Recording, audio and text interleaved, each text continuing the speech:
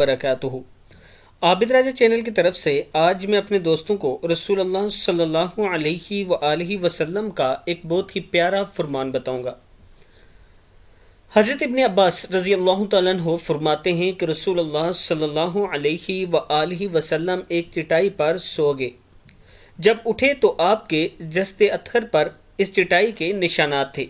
इब्न मसूद रज़ी अल्लाह तआला अन्हु ने अर्ज़ की, अल्लाह के रसूल सल्लल्लाहु अलैहि वसल्लम, अगर आप हमें हुक्म फरमाएं तो हम आपके लिए नरम बिस्तर तैयार कर दें।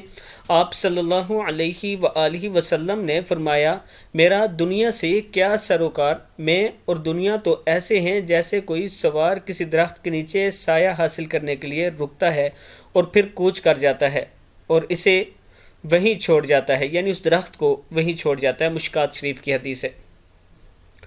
दोस्तों, इस दुनिया में हम एक मुसाफिर की तरह आए हैं।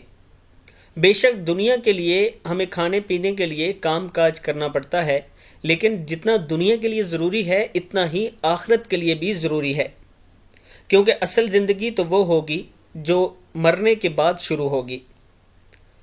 मैं अपने दोस्तों से गुजारिश करूंगा कि अगर आप काम करते हैं उसको भी हक हलाल तरीके से करें तो वो भी इबादत में शुमार हो जाता है। दुनिया में सिर्फ अपने आप को सवार ही समझा करें। जब ये समझेंगे तो फिर अल्लाह ताला करम भी फरमाएंगे, आपकी दुनिया भी पूरी कर देंगे और आखिरत के लिए आपको हिदायत भी दे देंगे कि आखिरत का सामान आप तैयार कर लेंगे।